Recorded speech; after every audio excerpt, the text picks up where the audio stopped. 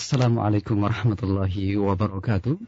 Alhamdulillah wassalatu wassalamu ala Rasulillah nabiyina Muhammadin wa ala alihi wa sahbihi wa man walah wa ba'd. Ikhwatal Islam rahimakumullah, para pendengar dimanapun Anda berada. Alhamdulillah di kesempatan sore yang berbahagia ini kita kembali bertemu dalam kajian dars pembahasan syarah hadis dari kitab Riyadhus Shalihin karya Al-Imam An-Nawawi rahimahullahu ta'ala. Seperti biasa disampaikan oleh Fadilatul Syekh Abdul Razak bin Abdul Muhsin Al-Badr hafizahullah, dan alhamdulillah seperti biasa diterjemahkan oleh Al-Ustaz Firanda Andirja hafizahullahu ta'ala. Alhamdulillah kita sudah terkoneksi bersama beliau. Kita akan coba menyapa. Assalamualaikum warahmatullahi wabarakatuh ya Syekh. Assalamualaikum warahmatullahi wabarakatuh. Ahlan wa marhaban bikum wa bil mustami'in والمتابعين لإذاعة رجاء والإذاعة الأخرى المتابعة معنا، وأسأل الله عز وجل للجميع التوفيق والسداد والعون على كل خير. آمين. جزاك الله خيرا يا شيخ. فالآن أيها المستمعون الكرام نستمع إلى محاضرة إلى درس مع الشيخ عبد الرزاق حفظه الله، فليتفضل مشكورا يا شيخ.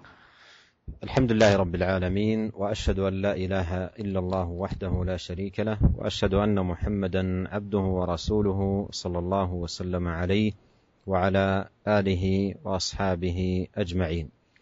أما بعد، لا زلنا أيها الإخوة المستمعون في باب الإخلاص وإحضار النية في جميع الأعمال والأقوال والأحوال البارزة والخفية.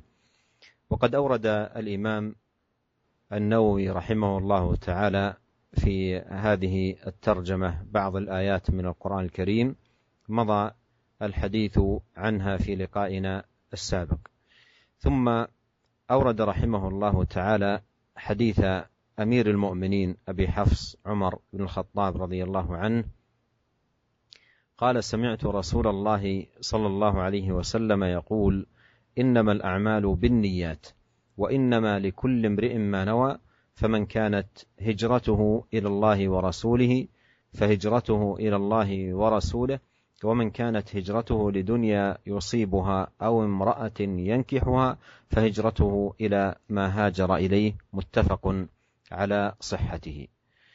وهذا الحديث حديث عمر بن الخطاب هو أول حديث أورده الإمام النووي رحمه الله تعالى في كتابه رياض الصالحين، وكذلك هو أول حديث أورده رحمه الله تعالى في كتابه الأربعين النووية، وكذلك في كتابه المجموع شرح المهذب عقد فصلا في الإخلاص وإحضار النية، أورد فيه 3 آيات، ثم أورد هذا الحديث، حديث عمر بن الخطاب رضي الله عنه. وهذا الصنيع من هذا الإمام بالبدء بهذا الحديث له نظائر قبله عند أئمة أهل العلم، مثل الإمام البخاري رحمه الله افتتح كتابه الصحيح بحديث إنما الأعمال بالنيات، والإمام البغوي افتتح كتاب مصابيح السنة وشرح السنة بهذا الحديث، كذلك الإمام عبد الغني المقدسي افتتح كتاب عمدة الأحكام بهذا الحديث، وغيرهم من أهل العلم. والبدء بهذا الحديث فيه التنبيه لأهمية إحضار النية، وأن النية أساس تقام عليه الأعمال وأصل يبنى عليه الدين. ولهذا فإن شأن هذا الحديث شأن عظيم ومكانته علية، وهو يدخل في جميع أبواب الفقه، كل باب من أبواب الفقه يدخل فيه هذا الحديث. ولهذا نقل عن الإمام الشافعي رحمه الله أنه قال: يدخل هذا الحديث في 70 بابا من الفقه.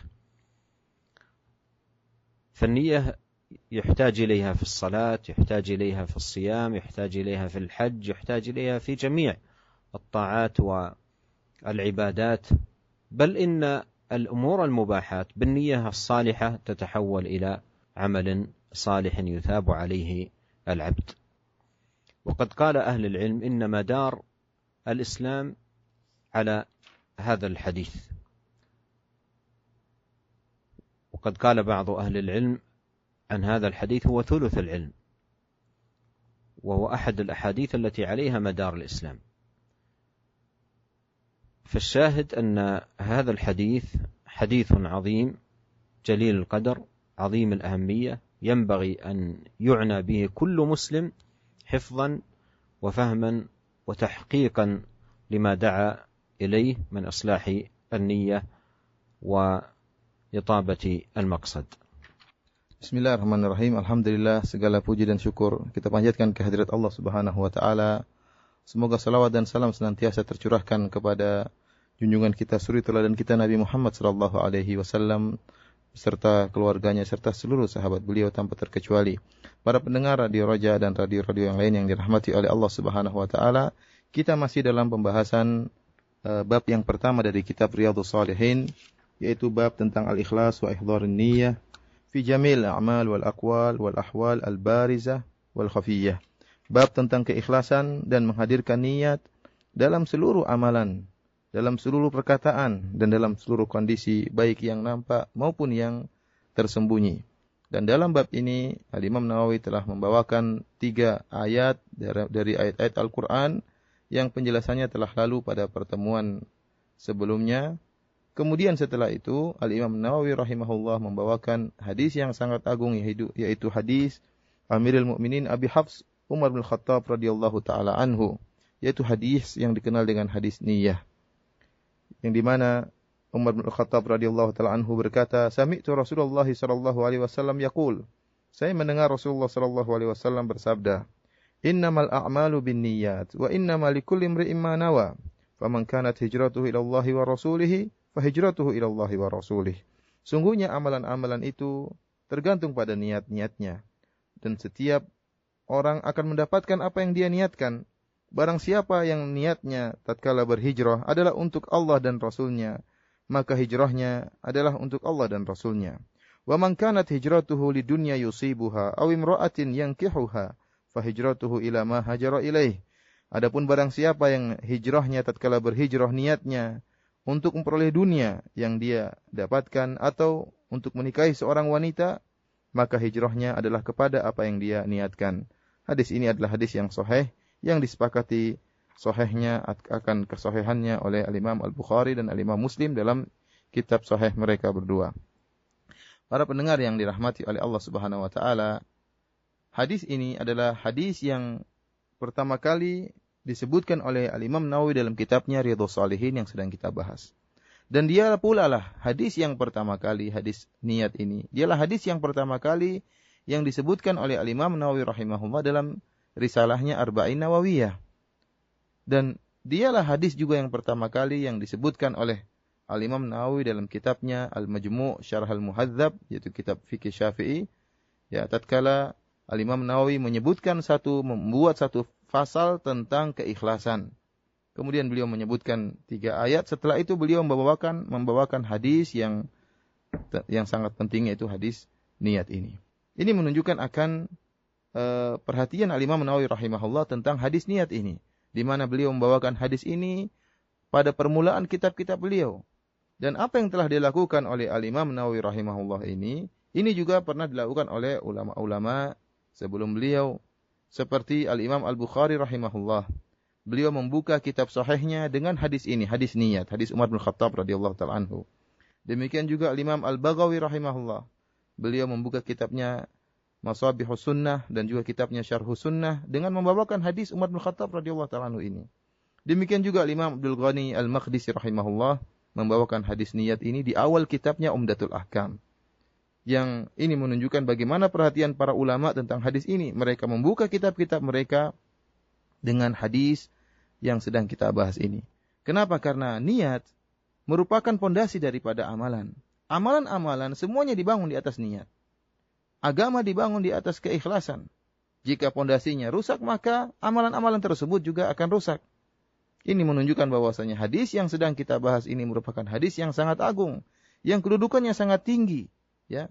dalam agama ini. Bahkan hadis tentang niat ini masuk dalam seluruh pembahasan fikih. Ya. Oleh karenanya dinukil dari Al-Imam Syafi'i rahimahullah, beliau pernah berkata, yadkhulu hadzal haditsu fi 70 baban min abwabil fiqh. Kata Imam Syafi'i rahimahullah, hadis ini masuk dalam 70 bab dari bab-bab fikih. Kenapa? Karena memang setiap amalan membutuhkan niat. Misalnya bab haji. Seorang ingin berhaji tentunya butuh kepada niat yang ikhlas. Seorang yang ingin sholat, dia butuh dengan niat yang ikhlas. Seorang yang ingin wudu tentu butuh niat yang ikhlas. Dan seluruh masalah fikih butuh tentang niat. Bahkan para ulama menyebutkan juga tentang masalah perkara-perkara adat. Jika perkara-perkara adat dikerjakan dengan niat ikhlas karena Allah Subhanahu wa taala, maka seseorang pun akan mendapatkan ganjaran dari Allah Subhanahu wa taala. Para ulama juga menyebutkan bahwasanya hadis tentang niat ini merupakan salah satu dari hadis-hadis yang merupakan poros daripada agama Islam. Bahkan sebagian ulama mengatakan bahwasanya hadis ini adalah thuluthul ilm, ya, sepertiga daripada ilmu. Artinya apa? Poros agama, poros ilmu berkisar di beberapa hadis, di antaranya hadis innamal a'malu binniyat ini. Oleh karenanya kita hendaknya memberi perhatian, ya, terhadap hadis ini agar kita melatih diri kita untuk ikhlas kepada Allah Subhanahu wa taala dan kita berusaha menghafalkannya dan berusaha mengamalkan hadis ini. وقد نقل عن الإمام أحمد رحمه الله تعالى أنه قال أصول الإسلام على 3 أحاديث: حديث عمر الأعمال بالنيات، وحديث عائشة من أحدث في أمرنا ما ليس منه فهو رد، وحديث النعمان بن بشير الحلال بين والحرام بين وبينهما أمور مشتبهات. وإنما كانت أصول الإسلام تدور على هذه الأحاديث الثلاثة، لأن الدين كله يرجع إلى فعل المأمورات وترك المحظورات والتوقف عن الشبهات، وهذا تضمنه حديث النعمان. ثم ذلكم لا يتم إلا بأمرين: أحدهما أن يكون العمل في ظاهره موافقا للسنة، وهذا تضمنه حديث عائشة من أحدث في أمرنا ما ليس منه فهو رد. والثاني أن يكون العمل في باطنه يقصد به وجه الله، وهذا تضمنه حديث عمر بن الخطاب إنما الأعمال بالنيات. Para pendengar yang dirahmati oleh Allah Subhanahu wa taala, dinukil dari Al-Imam Ahmad rahimahullah, beliau pernah berkata bahwasanya usulul Islam ala 3 ahadits, bahwasanya pondasi-pondasi Islam, pokok-pokok Islam itu dibangun di atas 3 hadis, yaitu hadis Umar bin Khattab radhiyallahu taala anhu, innamal a'malu binniyat, bahwasanya amalan-amalan tergantung daripada niatnya. Hadis yang kedua adalah hadis Aisyah radhiyallahu taala anha, man ahdatsa fi amrina hadza ma laysa minhu fahuwa rad.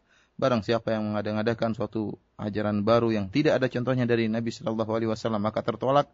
Dan hadis yang ketiga adalah hadis Nu'man bin Bashir radhiyallahu taala anhu, di mana Rasulullah SAW bersabda, al-halalu bayyin wal haramu bayyin wa ma bainahuma umurun mustabihat.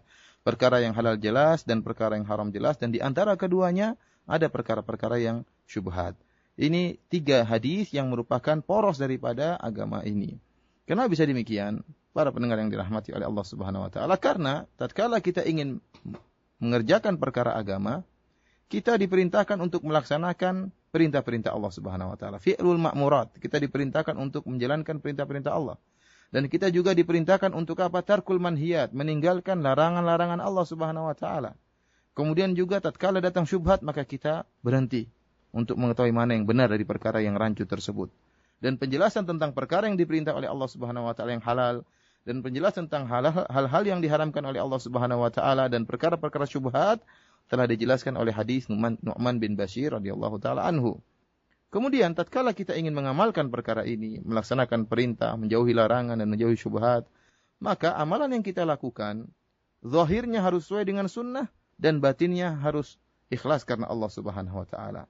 Untuk mengetahui zahirnya sesuai dengan sunnah atau tidak, maka ini telah dijelaskan oleh hadis yang kedua, yaitu hadis Aisyah radhiyallahu taala anha, di mana Nabi sallallahu alaihi wasallam bersabda, man ahdatsa fi amrina hadza ma laysa minhu fahuwa rad. Barang siapa yang mengada-ngadakan suatu perkara yang baru yang bukan dari agama kami, maka tertolak. Kemudian juga batin Ya, dari amalan tersebut harus ikhlas karena Allah Subhanahu wa taala, dan ini juga telah dijelaskan oleh hadis Umar bin Khattab radhiyallahu taala anhu, innamal a'malu binniyat, sungguhnya amalan itu tergantung daripada niatnya. Jadi jelas bahwasanya 3 hadis ini merupakan poros daripada agama Islam. وقوله صلى الله عليه وسلم في هذا الحديث إنما الأعمال بالنيات، أي الأعمال معتبرة بنياتها، الأعمال معتبرة بنياتها، فإذا كانت النية صالحة صحيحة فإن العمل يتقبل من العامل ويثاب عليه، وإذا كانت النية فاسدة رد عليه عمله. فالأعمال معتبرة بنياتها. والأعمال يتناول القرب التي هي العبادات، ويتناول أيضا عموم الأعمال كنوم الإنسان وشربه وأكله. فإذا نوى بأكله وشربه ونومه التقوي على طاعة الله وعلى عبادة الله، فهذا معتبر بهذه النية الصالحة التي قامت في قلب هذا العامل، فيثاب على ذلك. فالأعمال المباحة تتحول بالنية إلى عمل صالح، لأن الأعمال معتبرة بنياتها، وهذا مما يبين لنا مكانة النية الصالحة وعظم أثرها، بحيث أن صاحب النية الصالحة حياته كلها تتحول إلى عمل لله عز وجل، بما في ذلكم نومه. Para pendengar yang dirahmati oleh Allah Subhanahu wa taala, sabda Nabi sallallahu alaihi wasallam di awal hadis ini, innamal a'malu binniyat. Ya, amalan-amalan itu hanyalah berdasarkan niatnya. Artinya apa? Al-a'mal mu'tabaratun biniyatiha, bahwasanya amalan-amalan itu dianggap sesuai dengan niat-niat dari amalan tersebut. Kalau amalan yang dilakukan niatnya adalah niat yang salihah, yang benar, maka amalan tersebut akan diterima oleh Allah Subhanahu wa taala dari pelakunya. Namun sebaliknya, jika tatkala seorang beramal, melakukan banyak amalan, akan tapi niatnya rusak, niatnya tidak beres, maka akan ditolak amalan-amalan tersebut karena tidak dianggap oleh Allah Subhanahu wa taala amalan tersebut karena niatnya yang rusak. Dan sabda Nabi sallallahu alaihi wasallam dalam hadis ini, innamal a'mal, sungguhnya amalan-amalan, ini adalah lafal yang umum, mencakup seluruh amalan, baik amalan-amalan ibadah, ya, kita bertaqarrub kepada Allah Subhanahu wa taala, amalan-amalan ibadah seperti salat, zakat, haji dan yang lainnya, dan juga mencakup amalan-amalan yang biasa, amalan-amalan yang adat istiadat yang biasa kita lakukan, seperti tidur, kemudian minum, kemudian makan. Karena jika seorang tatkala dia makan dan minum dan tidur, niatnya ikhlas karena Allah Subhanahu wa taala dalam rangka untuk memperkuat tubuhnya untuk bisa beribadah kepada Allah Subhanahu wa taala, maka dengan niatnya ini, apa yang dia lakukan tadi, tidurnya, makannya dan minumnya, seluruhnya dinilai berpahala di sisi Allah Subhanahu wa taala.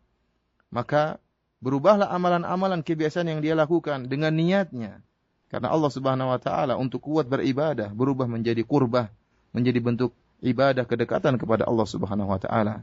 Oleh karenanya para pendengar yang dirahmati oleh Allah Subhanahu wa taala, ini merupakan perkara yang menjelaskan akan agungnya niat, akan pentingnya niat. Bayangkan seorang hamba yang niatnya tulus, yang niatnya ikhlas karena Allah Subhanahu wa taala, maka seluruh amalannya, sehari-harinya, kehidupannya sehari-hari, semuanya bernilai ibadah di sisi Allah Subhanahu wa taala. Kenapa? Karena niatnya yang tulus.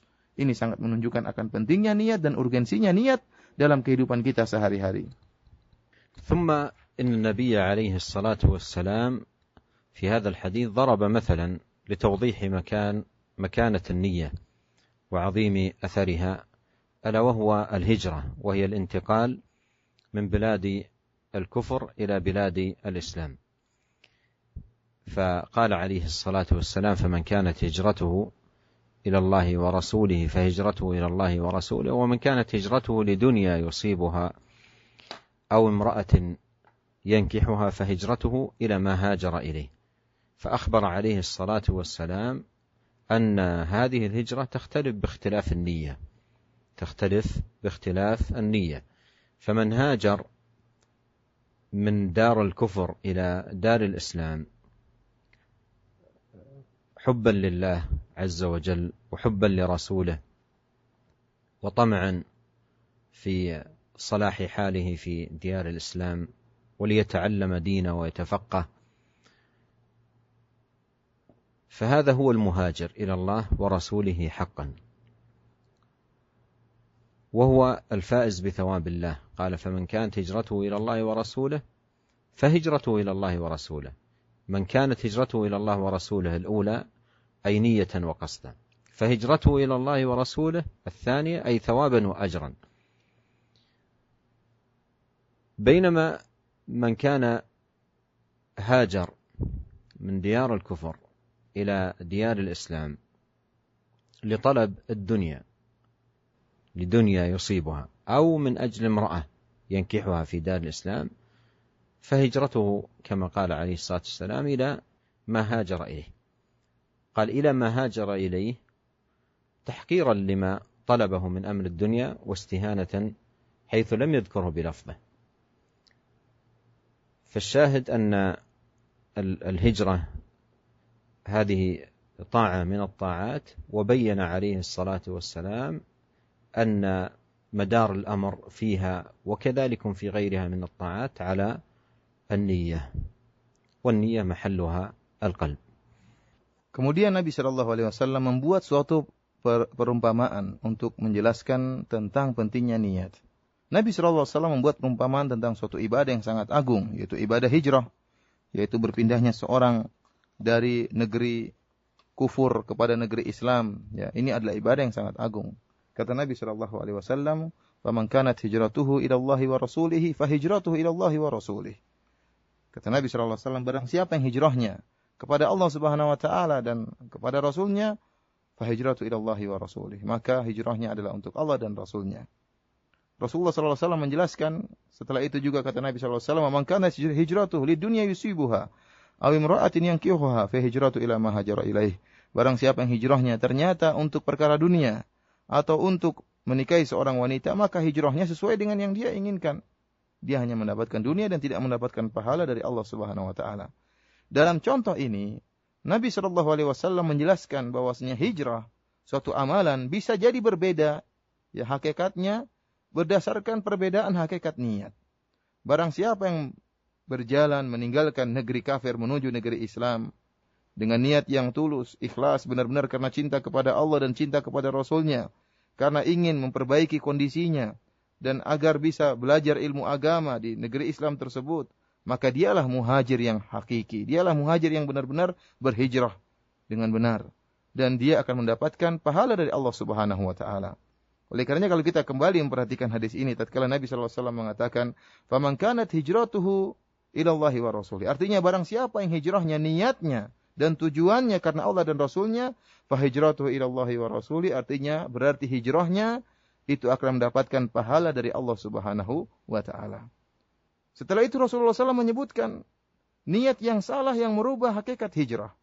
Kata Nabi SAW, "Man kanat hijratuhu ilid dunya yusibuha aw imra'atin yankihuha, fa hijratu ila ma hajara ilaih." Adapun barang siapa yang hijrahnya karena perkara dunia yang ingin dia raih atau karena ingin memperoleh wanita untuk dia nikahi, maka fa hijratuhu ila ma hajara ilaih, maka hijrahnya sesuai dengan yang dia inginkan. Rasulullah SAW di sini tidak menyebutkan tentang dunia ataupun wanita. Rasulullah SAW hanya mengatakan, maka hijrahnya sesuai dengan niatnya, sesuai dengan apa yang dia tujukan. Untuk tahkiran, untuk merendahkan, untuk menghinakan tujuan yang buruk tersebut. Karena amalan ibadah seperti hijrah, amalan ibadah yang sangat tinggi, tatkala diniatkan untuk perkara dunia, inilah adalah berarti bertujuan dengan perkara yang hina. Seharusnya perkara hijrah niatnya adalah untuk Allah dan Rasulnya. Karena hijrah merupakan ketaatan, dan setiap ketaatan harus dibangun di atas keikhlasan, karena poros daripada ibadah adalah niat yang ikhlas kepada Allah Subhanahu wa taala. Dan para pendengar yang dirahmati oleh Allah Subhanahu wa taala, niat adalah tempatnya di hati. والنية مكانها القلب وهي بين العامل وبين ربه سبحانه وتعالى. ولهذا نص أهل العلم أنه لا يجوز التلفظ بالنية في أي قربة من القرب، بل النية بينك وبين الله سبحانه وتعالى. يجتهد المسلم في كل أعماله وفي جميع طاعاته على الإخلاص وصلاح القلب وقصد الله سبحانه وتعالى وحده بالأعمال، وكل ذلك بين العبد وبين ربه جل وعلا. Kemudian Syekh mengingatkan bahwasanya niat mahalluha al-qalb, tempat niat adalah hati. Ini menunjukkan bahwasanya niat adalah perkara rahasia antara seorang hamba dengan Allah Subhanahu wa taala, antara seorang hamba dengan Rabb-nya. Oleh karenanya sebagian ulama mengatakan tidak boleh seorang melafalkan niatnya. Ya, kenapa? Karena niat adalah perkara rahasia antara dia dengan Allah Subhanahu wa taala. Seorang hamba berusaha untuk bisa ikhlas kepada Allah, berijtihad, bermujahadah untuk bisa ikhlas kepada Allah Subhanahu wa taala, dan seluruhnya itu antara dia dengan Allah Subhanahu wa taala. Allah yang Maha mengetahui tentang keikhlasannya yang terdapat dalam hatinya. ثم أورد الإمام النووي رحمه الله تعالى حديث المؤمنين عائشة رضي الله عنها قالت: قال رسول الله صلى الله عليه وسلم: يغزو جيش الكعبة، فإذا كانوا ببيداء من الأرض يخسف بأولهم وآخرهم. قالت: قلت يا رسول الله كيف يخسف بأولهم وآخرهم وفيهم أسواقهم ومن ليس منهم؟ قال: يخسف بأولهم وآخرهم ثم يبعثون على نياتهم. متفق عليه، وهذا لفظ البخاري. وقوله عليه الصلاة والسلام ببيداء من الأرض أي أرض واسعة، والخسف هو أن يسيخ الناس في الأرض وتذهب بهم في أعماقها. وأسواقهم أي الذين جاءوا من أجل البيع والشراء، جاءوا من أجل البيع والشراء، لم يأتوا من أجل غزو الكعبة، وإنما جاءوا من أجل البيع والشراء. فلما سمعت عائشة رضي الله عنها النبي صلى الله عليه وسلم يخبر بأن هؤلاء الذين جاءوا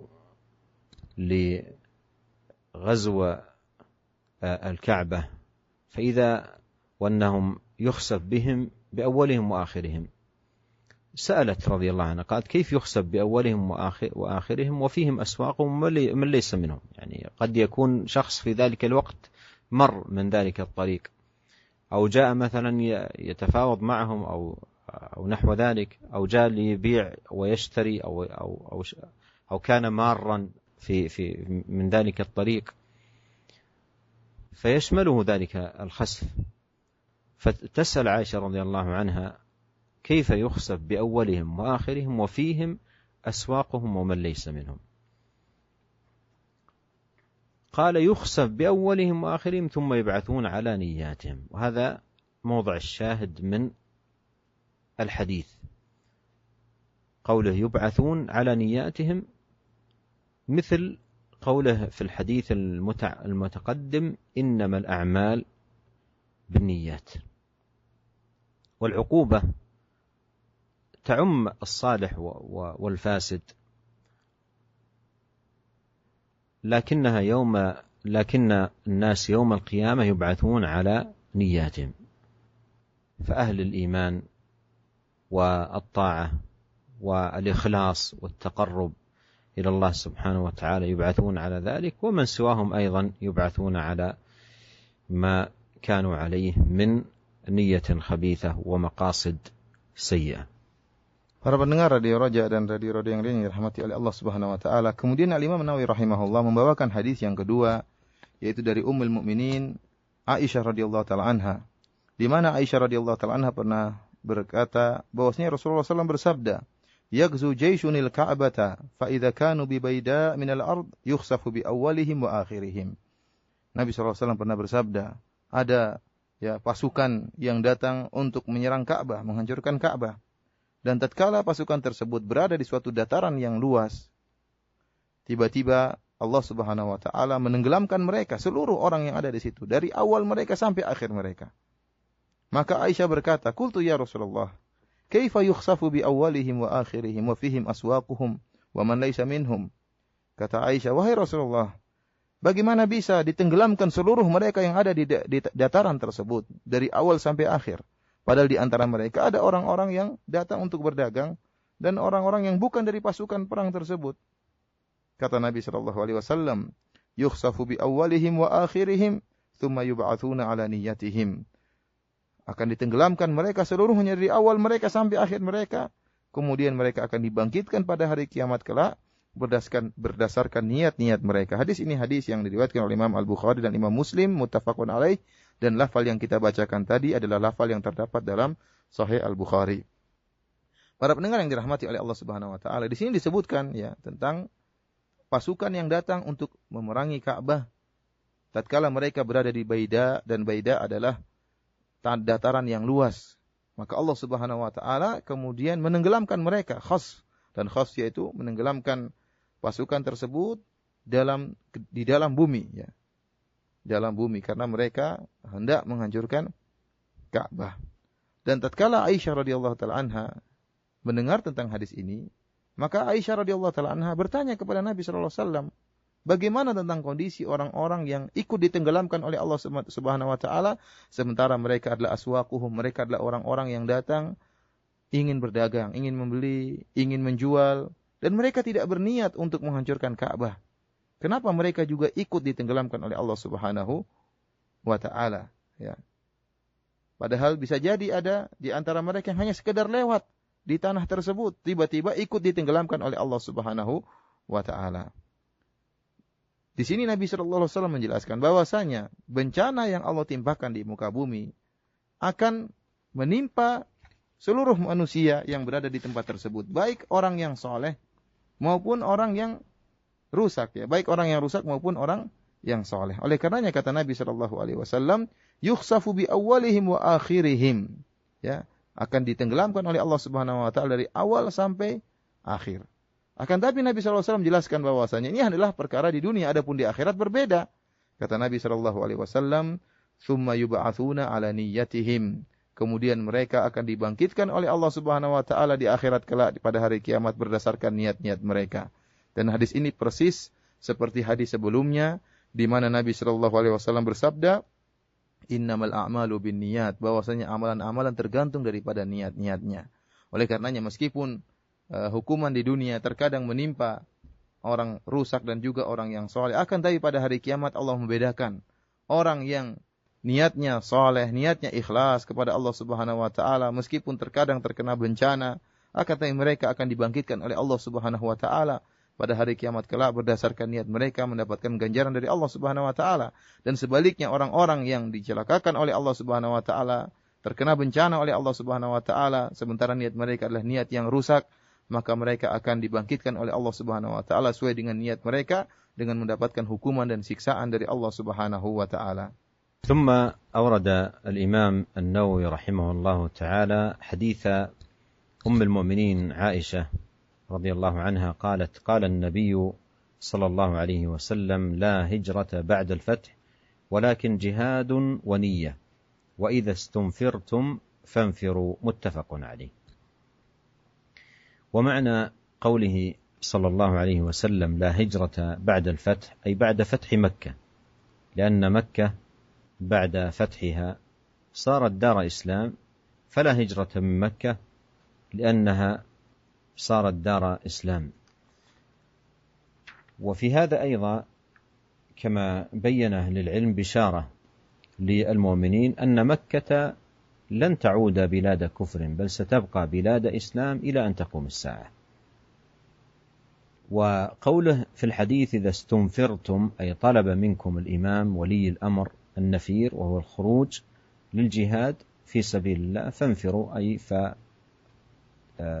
فاستجيبوا وقوموا بما طلب منكم القيام به من النفير للجهاد في سبيل الله. والشاهد من الحديث للترجمة هو قوله ولكن جهاد ونية، ولكن جهاد ونية، ففيه الحث على الإخلاص في النية سواء في الجهاد أو في غيره، بأن يكون قصد الإنسان في جهاده أو في عبادته أو في صلاته أو في أي طاعة وجه الله سبحانه وتعالى متقربا بذلك العمل إلى الله عز وجل، وإلا فإنه لا ينتفع. فمثلا الجهاد، من جاهد حمية أو شجاعة أو رياء أو سمعة أو غير ذلك من الأغراض، كل ذلك لا يقبل الله منه، ولو أبلى بلاء عظيما في مقاتلة الأعداء، بل لا يقبل الله منه إلا إذا خلصت نيته وكان مراده إعلاء دين الله سبحانه وتعالى والتقرب إلى الله سبحانه وتعالى بذلك. Kemudian Al-Imam Nawawi rahimahullah membawakan hadis yang ketiga yang juga dari Aisyah radhiyallahu taala anha, di mana Aisyah radhiyallahu taala anha berkata, qala Nabi sallallahu alaihi wasallam la hijrata ba'da al-fath. Kata Nabi sallallahu alaihi wasallam, tidak ada hijrah setelah al-fath. Walakin jihadun wa niyyatun, akan tapi jihad dan niat.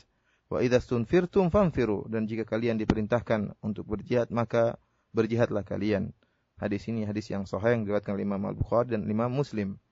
Sabda Nabi sallallahu alaihi wasallam, la hijrata ba'dal fath, tidak ada hijrah setelah al-fath. Maksudnya setelah Fatu Makkah, setelah Nabi sallallahu alaihi wasallam menguasai kembali kota Makkah. Kenapa? Karena setelah kota Makkah dikuasai oleh Nabi sallallahu alaihi wasallam, yang tadinya kota Makkah merupakan tempat sarangnya orang-orang kafir Quraisy, maka berubah menjadi negeri Islam. Oleh karenanya tidak ada lagi hijrah, karena namanya hijrah adalah dari kota kufur kepada kota Islam. Sementara kota Mekah sudah menjadi kota Islam, maka tidak ada hijrah lagi dari Madinah menuju kota Mekah. Para ulama menjelaskan bahwasanya ini adalah kabar gembira, bisyarah. Kabar gembira bagi kita bahwasanya Mekah akan terus menjadi negeri Islam sampai hari kiamat. Karena Nabi mengatakan tidak ada hijrah ke kota Mekah, tidak ada hijrah lagi. Kenapa? Karena Mekah akan terus menjadi negeri Islam sampai hari kiamat. Kemudian sabda Nabi sallallahu alaihi wasallam, fa idza stunfirtum fanfiru, jika kalian diperintahkan untuk keluar, maka keluarlah kalian. Maksudnya jika amir atau pimpinan memerintahkan kalian untuk keluar berjihad, maka keluarlah kalian untuk berjihad melaksanakan perintah amir tersebut. Kemudian yang jadi perhatian kita dalam hadis ini adalah sabda Nabi sallallahu alaihi wasallam, walakin jihadun wa niyyah. Akan tapi yang ada terus adalah jihad dan niyyah, ya. Ini adalah anjuran bagi kita, motivasi bagi kita tatkala berjihad harus dijalankan di atas niat yang tulus. Sebagaimana kita ikhlas dalam jihad, demikian juga ikhlas dalam ibadah-ibadah yang lainnya. Karena kalau kita tidak ikhlas, maka ibadah kita tidak diterima oleh Allah Subhanahu wa taala. Meskipun ibadah tersebutlah ibadah yang sangat agung. Sebagai contoh ibadah jihad, ibadah yang sangat agung. Akan tapi barang siapa yang berjihad, niatnya bukan karena Allah Subhanahu wa taala, akan tapi dia berjihad karena hamiyah atau syaja'ah, dia berjihad karena untuk memamerkan, menampilkan keberanian dia, atau untuk menunjukkan fanatik dia terhadap membela sukunya, ya, bukan karena agama atau karena perkara dunia, ya, karena kemarahan, bukan karena untuk meninggikan perintah Allah Subhanahu wa taala, meninggikan kalimat Allah Subhanahu wa taala, maka jihadnya tidak bernilai di sisi Allah Subhanahu wa taala. Meskipun dia berhasil memporak-porandakan musuh-musuh, meskipun dia mati dalam keadaan dibunuh oleh musuh-musuh Islam, akan tapi jika niatnya bukan karena Allah Subhanahu wa taala, tapi karena riya atau sum'ah, ingin dipuji, ingin disebut-sebut, atau ingin dikenang, atau ingin dikatakan pahlawan, dikatakan pemberani, atau sekedar hanya membela sukunya, maka niatnya membuat ibadahnya, jihadnya tidak diterima oleh Allah Subhanahu wa taala. Yang diterima hanyalah jihad yang dikerjakan ikhlas karena Allah Subhanahu wa taala, li'la'i kalimatillah, dalam rangka untuk meninggikan kalimat Allah Subhanahu wa taala. ثم أورد رحمه الله حديث أبي يزيد معن ابن يزيد بن الأخنس رضي الله عنهم. قال النووي رحمه الله وهو وأبوه وجده صحابيون. قال كان أبي يزيد أخرج دنانير يتصدق بها فوضعها عند رجل في المسجد، فجئت فأخذتها فأتيته بها، أي معا أخذ تلك الدنانير رضي الله عنه. قال فأتيته بها فقال والله ما إياك أردت. قال والده يزيد والله ما إياك أردت، يعني لم أرد أن تكون هذه الدنانير لك. فخاصمت إلى رسول الله لأنه كأنه كان به حاجة معا، إلى ذلك المال، فخاصمته إلى رسول الله صلى الله عليه وسلم، فقال: لك ما نويت يا زيد، قال: لك ما نويت يا يزيد ولك ما أخذت يا معن. رواه الإمام البخاري في صحيحه. الشاهد من هذا الحديث قول النبي صلى الله عليه وسلم ليزيد: لك ما نويت، لك ما نويت، وأن الأعمال بالنيات، فتمضي صدقة وله ما نوى. وأيضا أخبر النبي صلى الله عليه وسلم معا أن المال الذي أخذه له، وأن والده مأجور على نيته، وأن له الشيء الذي نواه. وهذا فيه أن الأعمال معتبرة بنياتها. Kemudian Imam Nawawi rahimahullah membawakan hadis yang lain, yaitu dari hadis Abi Yazid Ma'an bin Yazid bin Al-Akhnas radhiyallahu ta'ala anhum. Kata Imam Nawawi rahimahullah, wa huwa wa abuhu wa jadduhu sahabiyun. Ya, dia Abu Isi Ma'an dan juga ayahnya Yazid dan juga kakeknya Al-Akhnas, seluruhnya adalah sahabat radhiyallahu ta'ala anhum. Apa kata Ma'an radhiyallahu ta'ala anhu? Dia berkata, kana Abi Yazid akhraja dananir yatasaddaqu biha fawada'aha inda rajulin fil masjid. Kata Ma'an, ayah saya yang bernama Yazid, ya, pernah mensedekahkan beberapa dinar, beberapa keping dinar.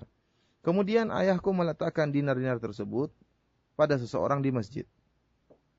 Faji'tu fa akhadtuha fa ataituhu biha. Kemudian Ma'an mengatakan, saya pun mengambil dinar-dinar tersebut dari orang yang titipkan dinar-dinar tadi oleh ayah saya.